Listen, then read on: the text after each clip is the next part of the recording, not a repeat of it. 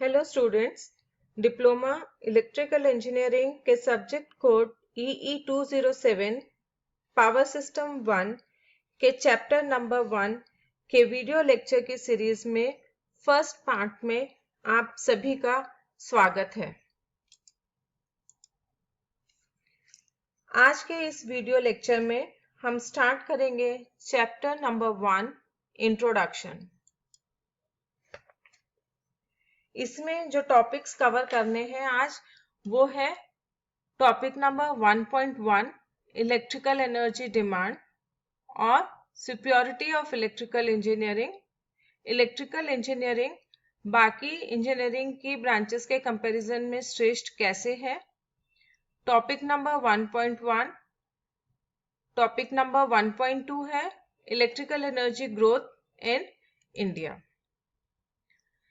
Electrical energy आजकल हमारे घरों में, इंडस्ट्रीज में, एग्रीकल्चर में और यहाँ तक कि ट्रांसपोर्टेशन में भी बहुत ज़्यादा यूज में ली जा रही है।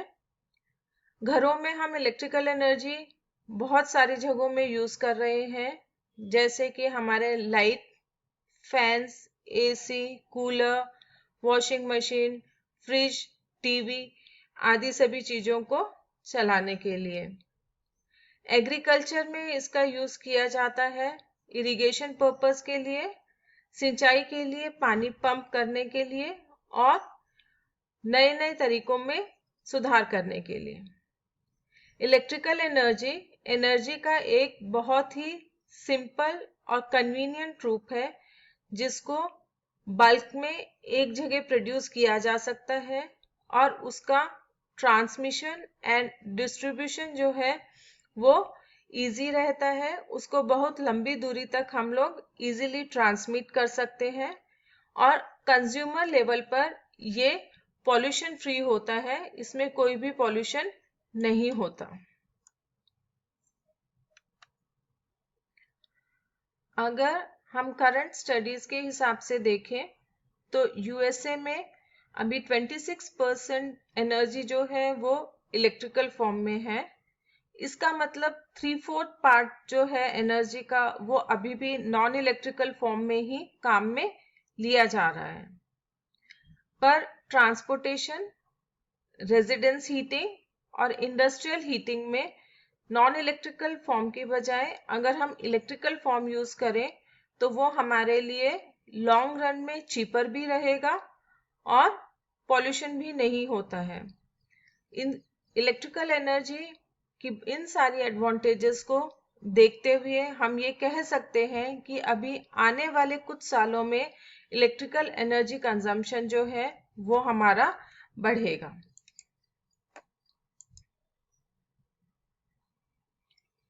इलेक्ट्रिकल एनर्जी को हम बाकी एनर्जीज के फॉर्म्स मतलब chemical energy, heat energy, light energy, sound energy या फिर मैकेनिकल एनर्जी से ज्यादा सुपीरियर और अच्छा मानते हैं।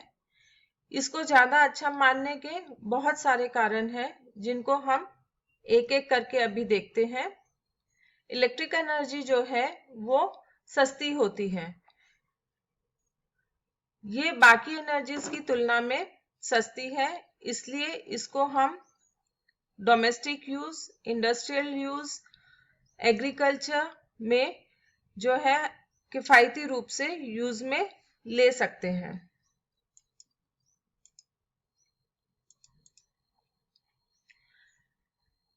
ये हमारा एक सुविधाजनक और इजी ट्रांसमिशन का भी एक तरीका है, क्योंकि इलेक्ट्रिकल एनर्जी को हम इजीली जनरेट करके जनरेटिंग स्टेशन से लोड स्टेशन तक बहुत ही इजी वे में सुटेबल कंडक्टर्स की साइज के थ्रू भेज सकते हैं। इजी कंट्रोल, इलेक्ट्रिकल एनर्जी जो है उससे ऑपरेट होने वाली जो मशीनें हैं उसको हम सरल और सुविधाजनक रूप से स्टार्ट कर सकते हैं, उसकी स्पीड को कंट्रोल कर सकते हैं। तो ऑपरेशन में जो हम यूज में लेते हैं वो इलेक्ट्रिकल मशीन्स जो है वो ज्यादा इजीली कंट्रोल की जा सकती है। क्लीनलीनेस, इलेक्ट्रिक ड्राइव्स या इलेक्ट्रिक हीटिंग में बिजली का अगर हम यूज करते हैं तो उसमें हमें धुएं, धूल या जहरीली गैसों का प्रोडक्शन नहीं होता है, इसलिए इसका यूज करके हम पॉल्यूशन से भी बच सकते हैं। नेक्स्ट है ग्रेटर फ्लेक्सिबिलिटी। इलेक्ट्रिकल एनर्जी जो है वो हमें फ्लेक्सिबिलिटी प्रदान करती है, क्योंकि इसे रेजिडेंशियल एरिया, ऑफिशियल, इंडस्ट्रीज या फिर एग्रीकल्चर में किसी भी कोने में एक जगह से दूसरी जगह तक पहुंचाया जा सकता है by using solid, stranded और flexible conductors. Versatile form।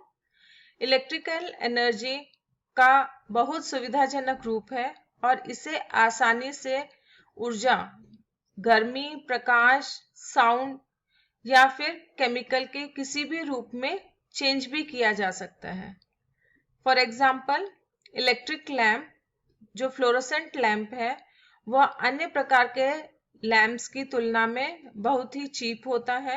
उससे जो रोशनी मिलती है वो हमें आंखों को शीतलता प्रदान करती है, और जहां आग या अन्य कारणों के कारण अन्य लैंप नहीं रखे जा सकते हैं वहां हम इलेक्ट्रिकल लैंप्स को यूज कर सकते हैं।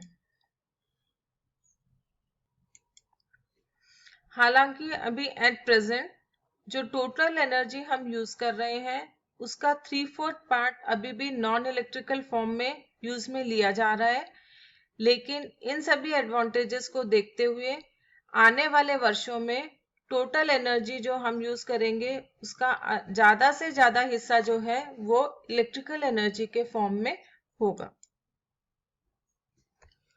Topic 1.2 growth of electrical energy in India.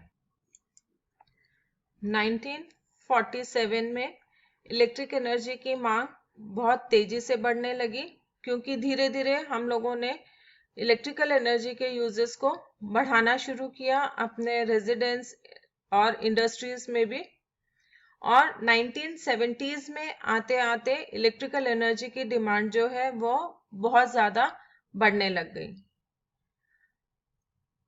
Per capita consumption अगर इंडिया में हम देखते हैं तो बाकी डेवलप्ड कंट्रीज के कंपैरिजन में वो अभी भी बहुत कम है, पर इलेक्ट्रिकल एनर्जी की डिमांड अभी कुछ समय से धीरे धीरे बढ़ने लगी और वो 13% जो है वो हायर हो गई, जो हमारा ग्रॉस जनरेशन है, जो टोटल जनरेशन हम लोग कर रहे हैं। तो जब डिमांड ज्यादा हो गई तो उसके फलस्वरूप हमारे पास जो है पावर कट्स जो है वो बढ़ने लग गए थे।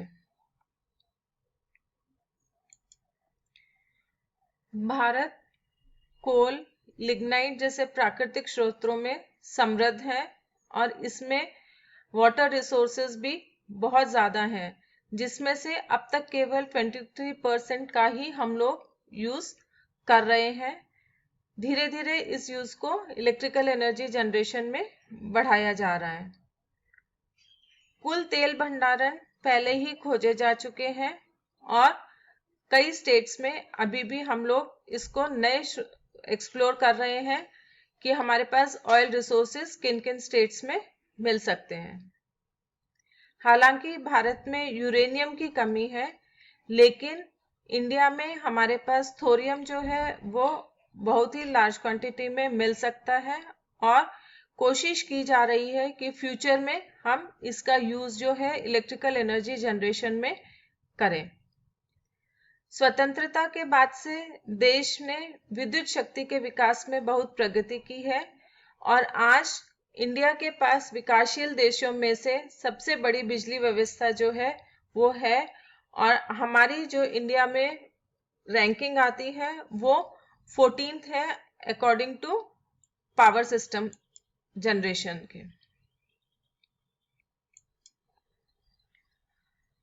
बिजली भारत में पिछले 100 वर्षों से उपलब्ध है। पहला स्टेशन 19वीं शताब्दी के अंत में दार्जिलिंग के पास एक माइक्रो हाइडल योजना थी। सार्वजनिक क्षेत्र में पहला बड़ा प्रभाव 1902 में 4.5 मेगावाट की प्रारंभिक क्षमता से स्थापित शिव समुद्रम जल विद्युत योजना के पहले चरण को चालू किया था। 1915 तक स्थापित क्षमता बढ़कर 105 मेगावाट हो गई थी। 1939 में भारत में स्थापित क्षमता 1200 मेगावाट थी।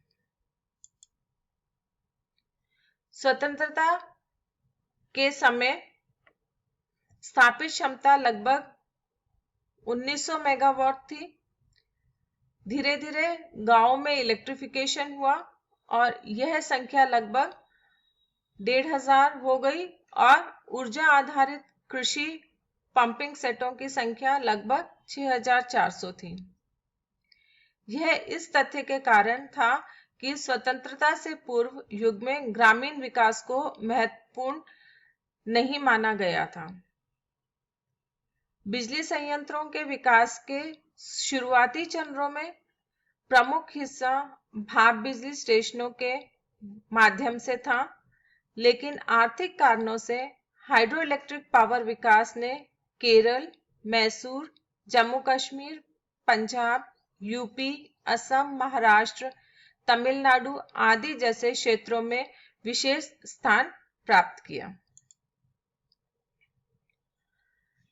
पहली पंचवर्षीय योजना की शुरुआत में देश में स्थापित उत्पादन क्षमता लगभग 2300 मेगावाट, जिसमें हाइड्रो पावर थी 560 मेगावाट, स्टीम से जो हमारा जनरेशन था वो था 1004 मेगावाट, ऑयल रिसोर्सेज से जो जनरेशन था वो था 149 मेगावाट और नॉन यूटिलिटीज जो थी वो थी 587 मेगावाट, जो 3425 मेगावाट तक योजना के अंत में बढ़ गई थी।